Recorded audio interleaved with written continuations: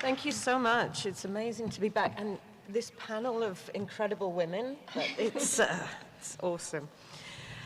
The enormity of the challenges faced by refugees on their journey is something that can only be said firsthand. It's difficult for anyone who hasn't lived through it to truly comprehend it. So today I'm going to share some of my own journey and the experiences, my experiences as a woman, a humanitarian, a mother, and share some of the stories of the incredible women who have crossed paths with us over the years. So Lesbos currently has one refugee camp. The population is between 5,000 and 6,000. When the numbers reach close to 6,000, the authorities kind of go into a panic and start to relocate people to other camps on the mainland in Greece. In 2023, over 13,000 people arrived on Lesbos alone. The camp life is extremely tough. The winter is difficult. High winds, freezing temperatures, with little or no heating. Food and water is given once a day, and everything is cold. This winter, the camp authorities also banned electric cookers, hot water boilers, and other electrical items. I don't know if you can imagine these conditions, not being able to have a hot drink when you're freezing, not being able to have a meal, a hot meal. The opposite is true in the summer. The camp has no shade, no escape from the relentless heat. The only shade available to people is inside their tents or housing units. And in the summer, these are so hot. The only way to gain some relief at night is to open the door. But for women, it's not safe to open the door. For them, it's exhausting. There is no way to find relief. Last year, the government removed food aid for the refugees who received decisions on their asylum case, whether positive or negative. Over 500 people were left with no support. No food, no water. To date, everyone that receives their decision on their asylum case loses basic services, including their housing. Families have been forced to spend months in huge UNHCR warehouse-sized tents, and these are impossible to heat.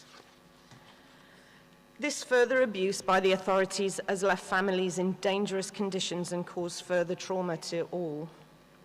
Life in the camp is literally about waiting. A friend once described it as the violence of waiting.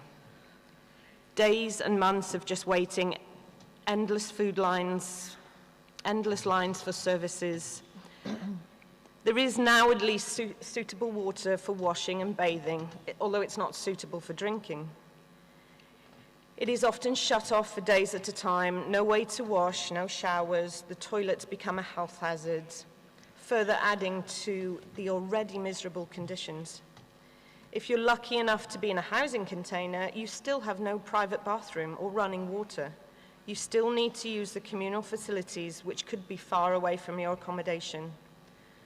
Women live in fear of needing the bathroom in the middle of the night. Walking across the camp alone isn't safe. The women I've spoken to often have a bucket that they use at night, but this poses many other issues, apart from health concerns. Families share their housing containers with other families, so there is no privacy for them. Women who wear hijabs are not even able to remove their hijabs inside their own home. Changing clothes, going to the toilet in the night, or even having a private conversation is impossible. Getting a shower is equally as daunting for camp residents, especially in the winter.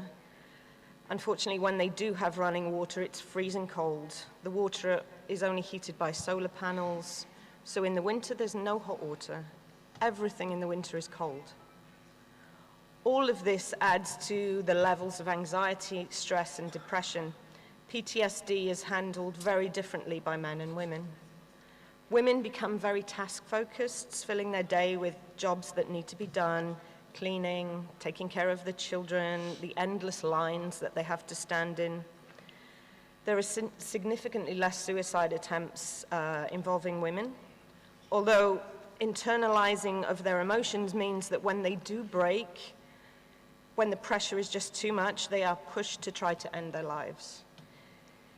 In February 2021, a pregnant mother of 3 from Afghanistan, who had lived through the horrors of Moria camp before it was destroyed by fire, tried to take her own life. After receiving so many asylum rejections, she reached her breaking point. Many families at the time were being relocated directly to Germany. On that day, she received news that she wouldn't be able to travel. The 29-year-old mother simply broke. She set her tent on fire while inside. She was severely injured. Thankfully, Mum and unborn child survived. But then she was charged with arson, destruction of public property, endangering lives. She was forced to give a police statement from a hospital bed, and witnesses described her as barely able to speak, as well as being confused and in pain. It was clear to all concerned that her actions were entirely due to a mental health breakdown. In 2023, she was convicted and given a 15-month suspended sentence, but because of these charges, she is still not able to leave Greece and is currently appealing her conviction. The violence of waiting re-traumatizes people who are already dealing with so much previous trauma. It doesn't even need a massive event to break them. People can only take so much. Saha is a young mum from Afghanistan and has been in Lesbos for about 15 months. Her asylum case has been rejected over and over again. She's seen people come and go. She's seen so many people go but her family has remained. In the last month, Sarah has reached a point where she stopped making friends in the camp because it just became too much emotionally. To always be the one left behind is so hard. Last month, she finally received a positive asylum decision. Luckily, at the time, she was also offered temporary housing by an independent organization. We talked about how excited she was to be able to move into a building with a door you can close, a kitchen where you can cook. But her biggest joy came from having a bathroom. No more walking across the camp to use the toilet, no more having to put a hijab on her cold, wet hair just to have a shower. Such things are a basic human right and not a luxury. Asylum decisions are often inconsistent. Similar cases receive different decisions with no consideration for the human cost. Stating reasons like Turkey is safe, even though Turkey are now deporting people back to Syria and Afghanistan and back into the hands of the authorities they fled from, where they face persecution or death. The images you see behind me are paintings from our art project. We always knew early on that providing emergency aid, although was essential, we needed to do more. We began to focus on the refugees' mental health and self-esteem. So many incredible artists have come through the Hope Project. It's not just a safe place, it's a place to grow, to join a family, and a place of equity and understanding. Many of our artists are young women. Their confidence grows over time, learning together, growing together, and finding a way to express themselves through art. Many of the paintings you see were painted by women from Afghanistan and Iran, finally having the freedom and the space to express themselves freely. It never ceases to amaze me that people who have been through so much can create such beauty. Women who are not used to having a voice are finally able to express themselves through their art. Most of the people who pass through Lesbos are from war zones and oppressive regimes. Afghanistan, Palestine, Syria, Sudan, Eritrea are among the majority of the people we see. There are also people fleeing for other reasons, political, social, and cultural. I've had the pleasure over the years of meeting many people who have fled because of their sexuality. Often the LGBTQ community are criminalized and they face prison or even death.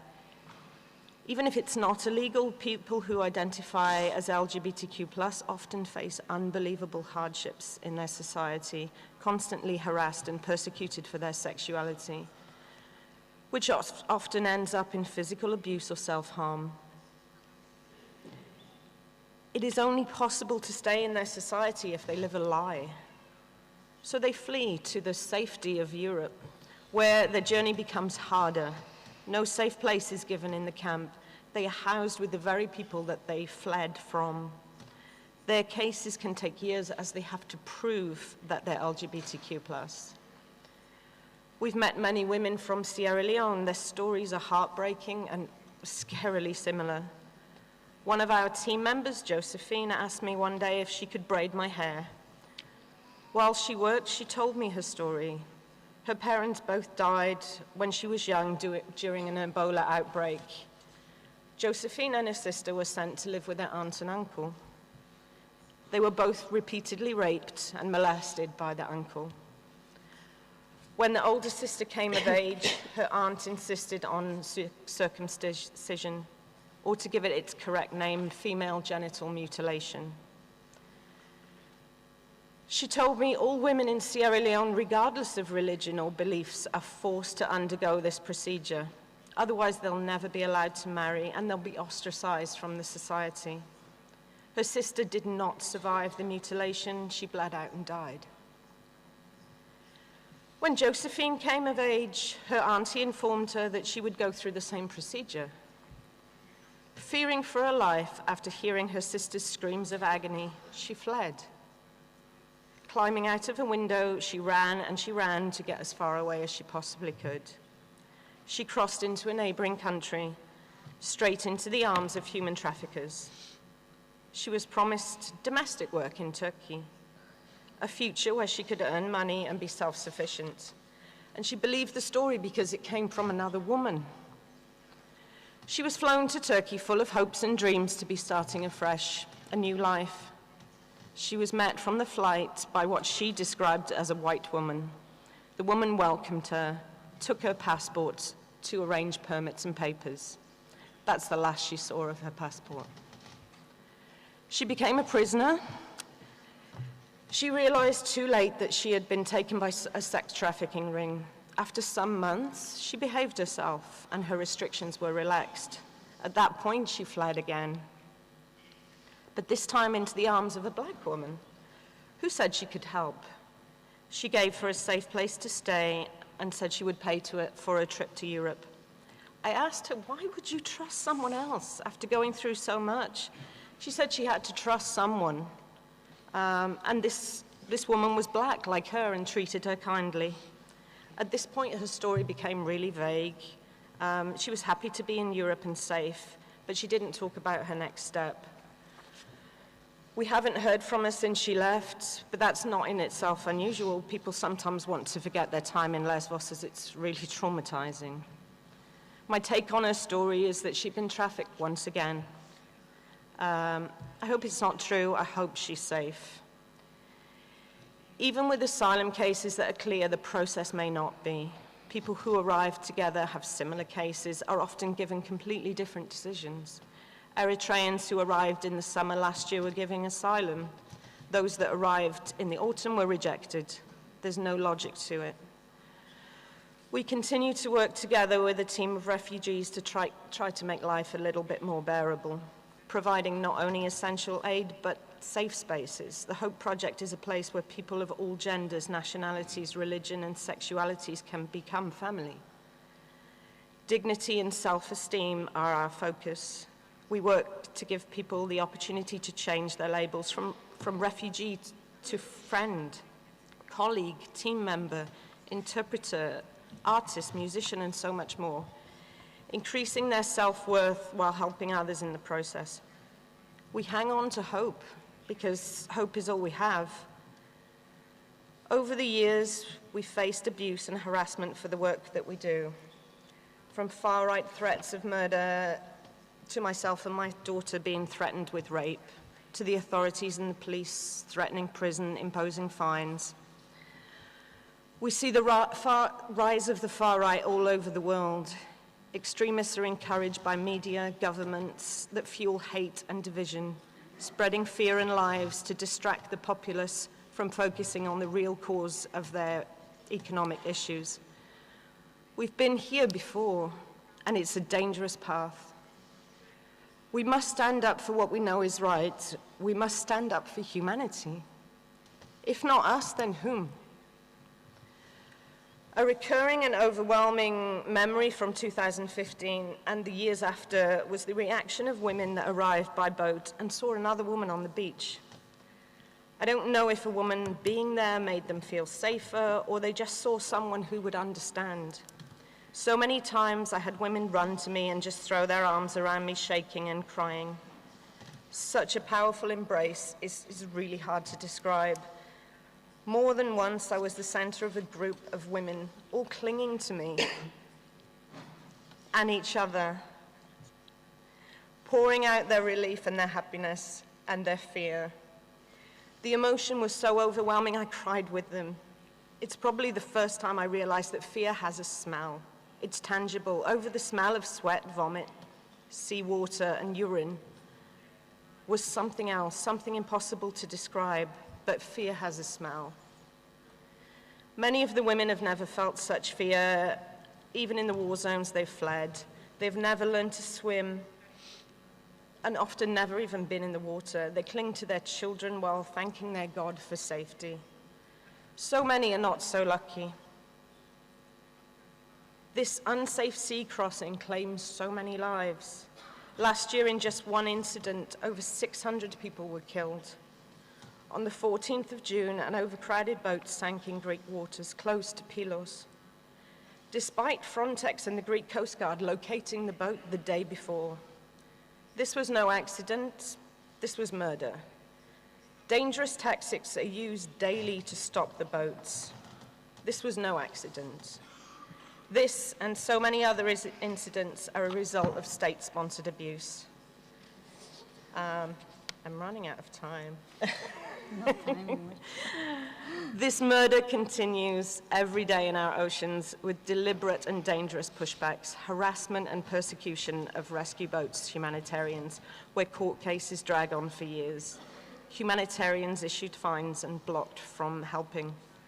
All of this costs lives.